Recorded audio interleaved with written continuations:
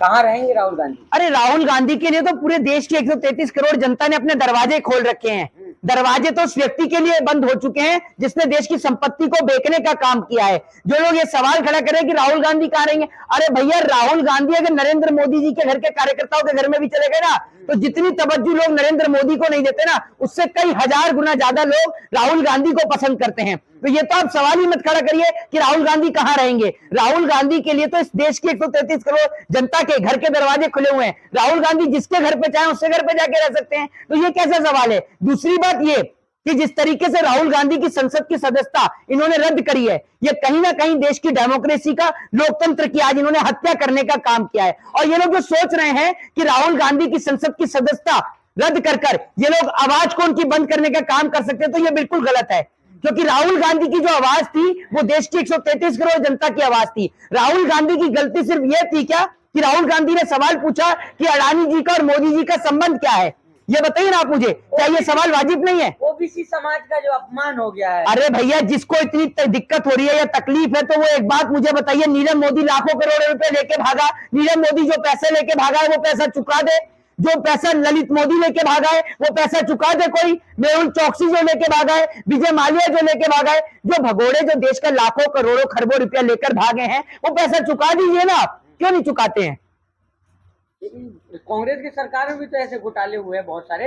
मेरे भाई एक बात आप मुझे बताइए कि लेकिन जिस तरीके से आज जो जांच बैठ रही है, सिर्फ जांच बैठ रही है, सत्ता पक्ष के जो लोग हैं उन पर जांच एक के भी नहीं बैठ रही। विपक्ष के जितने भी नेता हैं, चाहे वो आपका तेजस्वी यादव हो, राहुल गांधी हो, मनीष सिसोदिया हो, उद्धव ठाकरे हो, आदित्य ठाकरे हो, राज ठाकरे हो, प्रियंका गांधी हो, सोनिया गांधी हो, बस इन्हीं लोगों के ऊपर क्यों जांच बैठ रही है? सत्ता पक्ष के भी तो नेताओं के ऊपर जांच बैठनी चाहिए, इन पर जांच क्यों नहीं बैठती है? मोदी जी ने कहा सारे भ्रष्टाचारी इकट्ठे हो रहे हैं। सारे भ्रष्टाचारी? अरे आपकी पार्टी में है सारे भ्रष्टाचारी। भ्रष्टाचारियों को पनाह देने का काम तो भाजपा करती है, वरना भाजपा के नेता बताएं कि हेमंत बिस्वा शर्मा कौन है जिसको भाजपा ने मुख्यमंत्री बनाया? क्या उनके ऊपर आरोप नहीं थे? भाजपा बताए उन लोगों के नाम जो शारदा नारदा घोटाले में थे, जो आज भाजपा ज्वाइन करके बैठे हैं। तो भ्रष्टाचारियों को तो पनाह देने का काम भाजपा कर रही है।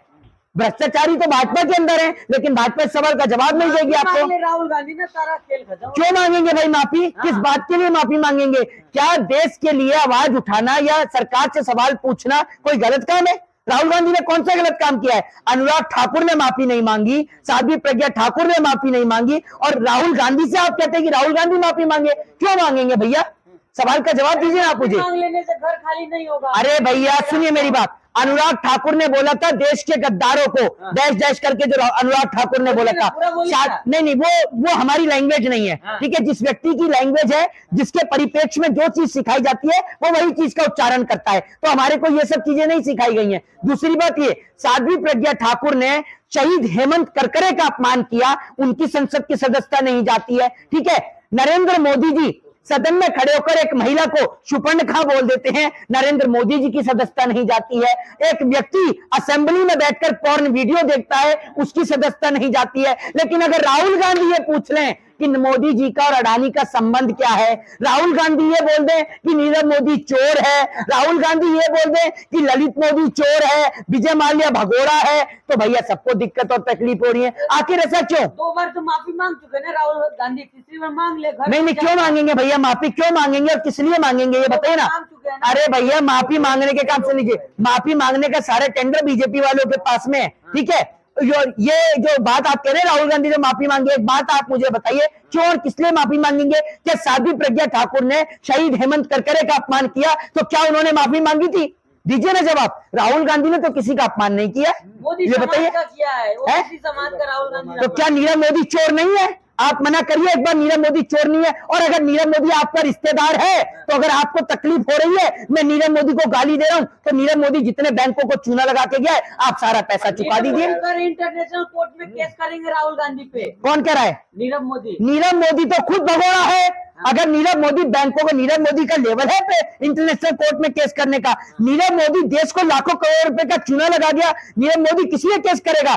नीरव मोदी, विजय माल्या, मेहुल चौकसी, ललित मोदी, ये लोग अब तक इस देश का इतना खून चूस चुके हैं और कहीं ना कहीं इनको भगाने में मुझे लगता है कि कहीं ना कहीं चौकीदारों का हाथ रहा है। जो अपने आप को चौकीदार बताते थे, उन्हीं के राज में चोर भागे हैं। तो इसीलिए नारा भी दिया गया था कि चौकीदार चोर है। चौकीदार कौन?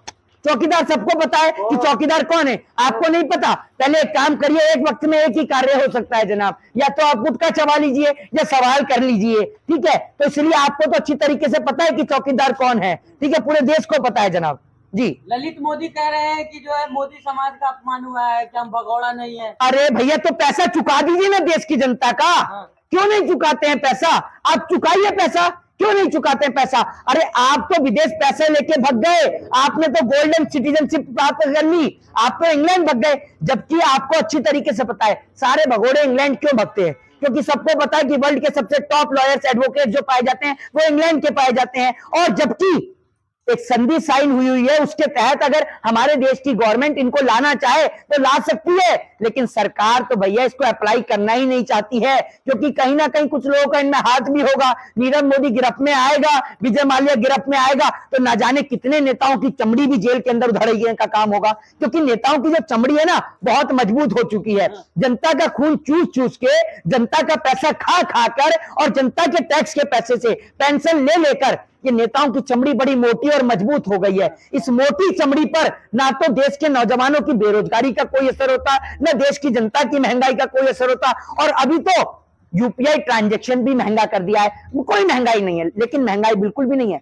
यूपीआई ट्रांजैक्शन महंगा हुआ है, 1100 पार का सिलेंडर हुआ है, पेट्रोल महंगा हुआ है, लेकिन जैसे ही आप अंधभक्ति का चश्मा अपने दिमाग पर लगाएंगे तो आपको लगेगा देश में तो कोई महंगाई नहीं है। अंधभक्ति का चश्मा इतनी बड़ी तादाद में बिक रहा है कि जब आप अंधभक्ति का चश्मा अपनी आंखों पर लगाते हैं तो सामने खड़ी साइकिल आपको मर्सिडीज या बीएमडब्ल्यू नजर आती है। इसी को अंधभक्ति का चश्मा कहा गया है। सुशील मोदी उन्होंने भी केस किया है एमपी एमएलए कोर्ट में कि अरे बिहार के सुशील मोदी, एक बात मुझे इस बात का जवाब बताएं, जब ओबीसीओं के ऊपर अत्याचार होता है तब तो आप लोग नहीं बोलते हैं, तब तो आपको नहीं दिखता है, लेकिन अभी तो आपको पता है कि भैया सुशील मोदी चाह रहे होंगे कि भाजपा उनको एमपी का टिकट दे दे, नेता या मंत्री बना दे, या वापस से क्या पता बिहार में मुख्यमंत्री का चेहरा बना दे। तो सुशील मोदी भी अपनी चुनावी रोटियां सेकने लगे हैं। प्रधानमंत्री कह रहे हैं कि वे कांग्रेस जो अपने जाल में डालना चाह रही है, हमको जेल भेजना चाह रही है। किसको? प्रधानमंत्री मोदी जी ने कहा मुझे जेल में डालने के लिए कांग्रेस ने कई जाल बिछाए। अरे भैया, एक बात आप मुझे बताइए, आप एक काम तो करके देखिए, आप सिर्फ एक दिन के लिए, सिर्फ only for one day, single एक दिन के लिए 24 घंटे के लिए आप विपक्ष के नेताओं को सीबीआई, ईडी और इनकम टैक्स देकर तो देखिए। आपके नेताओं को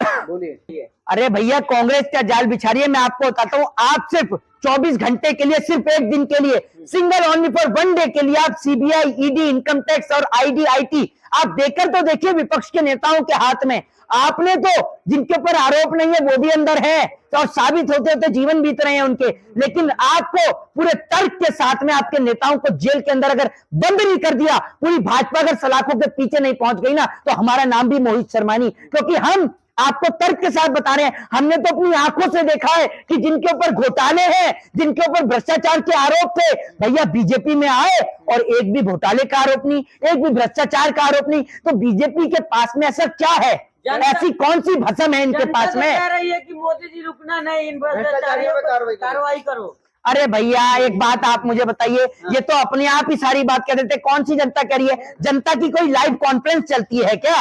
ये तो बताइए। अरे मोदी जी मन की बात में, मोदी जी मन की बात, एक बात मुझे बताइए, लाइव कॉन्फ्रेंस करिए ना एक बार यंगस्टर के साथ, नौजवान आपका सारा बुखार उतार के ठंडा कर देगा। नौजवान के सामने पार्लियामेंट हुआ था, अरे महिमा मंडल हो रहा था मोदी जी का, वो हमें पता है कैसे यूथ पार्लियामेंट होते हैं। पहले सिलेक्टेड स्टूडेंटों को सर्च किया जाता है, जो मोदी जी की वाहवाही करेगा वही मोदी जी से सवाल करेगा। एक दिन पहले रिकॉर्ड कर लो, उसके बाद में सैटरडे संडे जनता की छुट्टी रहती है, लाइव टेलीकास्ट कर दो। अच्छी तरीके से हमें पता है, लाइव कॉन्सर्ट रखिए, और आप कहेंगे रामलीला मैदान तो रामलीला मैदान चुन लीजिए, और तालकटोरा स्टेडियम कहेंगे तो तालकटोरा स्टेडियम कर लीजिए। आप अगर ये भी बता दें कि जीडीपी की फुल फॉर्म क्या है, किसे कहते हैं ग्रॉस डोमेस्टिक प्रोडक्ट, क्या है ग्रॉस डोमेस्टिक प्रोडक्ट? तो हम मान जाए जिस जीडीपी पे आप चर्चा करते हैं। आप जो नौजवानों को 2 करोड़ रोजगार का सपना दिखाते हैं, वो बताइए कहां है 2 करोड़ रोजगार? मुंगेरी लाल भी क्या हसीन सपने दिखाता होगा मोदी जी, जो सपने आप दिखाते हैं। आप सपनों के व्यापारी हैं। आपने लोगों के साथ में विश्वासघात करने का काम किया है। लोगों को 15-15, 20-20 लाख का झूठा सपना दिखाकर उल्टा लोगों के जेबों पर आपने डाका डलवाने का काम किया है। नोटबंदी में लोग अपने ही पैसों के लिए लाइन के अंदर लगे, लंबी लंबी कतार। सुन लीजिए, एक मिनट रुकिए। नोटबंदी इस देश में सभी के लिए हुई थी। आपने नोटबंदी की लाइन में किसी अंबानी को, किसी टाटा बिरला को, किसी नेता को, किसी मंत्री को, किसी सांसद को लाइन में लगते हुए देखा था क्या? कोई नेता, मंत्री, सांसद लाइन में नहीं लगा। लाइन में सिर्फ आम जनता लगी है। घोटालेबाज लोग लाइन में लगे हुए थे। अच्छा, मतलब जो इतनी 133 करोड़ जनता, ये देख लीजिए पत्रकारिता की क्या हद पार कर दी है इन लोगों ने कि ये कह रहे घोटालेबाज लोग लाइन में लगे हुए थे। मतलब जो बुजुर्ग नहीं, अरे वाह, मतलब जो हमारी बुजुर्ग माताएं और बहनें, सुन लीजिए, नोटबंदी में सभी लोग लाइन में लगे थे। ये सबको कह रहे हैं कि काले धन वाले थे। आपके घर परिवार वाले नहीं, तो आपने कहा कि काले धन वाले लाइन में लगे हुए थे। जिनके पास था वो लगे हुए थे। जिनके पास काला धन था ना, वो लाइन में नहीं लगे हुए थे। वो बैक डोर से एंट्री कर करके जा रहे थे, ये लो जी 1 करोड़ रुपया और दे दो हमें 50 लाख। और जिनके पास मेहनत का 1 लाख रुपया था ना जनाब, वो रात को कंबल बिछा के वहीं सो रहे थे। और चुप रहिए, चुप बंद करो, आप यूट्यूब चैनल नहीं आपका, ठीक है। और जिन लोगों का असली पैसा था ना, वो अपने 1-1 लाख रुपए के लिए रात को कंबल बिछाकर सो रहे थे कि सुबह उनके घर में उनकी बेटी की शादी होनी है, कल शादी का फंक्शन है। बैंक के बाहर दरी बिछा के सो रहे थे, ठीक है ना। फ्री में शादी करवाया जा रहा है। किसमें घूम रहे हैं आप? किस क्या करें आप? योजनाओं के मुख्यमंत्री योजना से हो रहा है सामूहिक विवाह। हाँ, तो मुख्यमंत्री का ही करा दो सबसे पहले। सामूहिक विवाह में पहले मुख्यमंत्री का ही करा दो, क्योंकि जिन लोगों की शादी होती है, कम से कम वो घर परिवार का दुख तो समझ सकते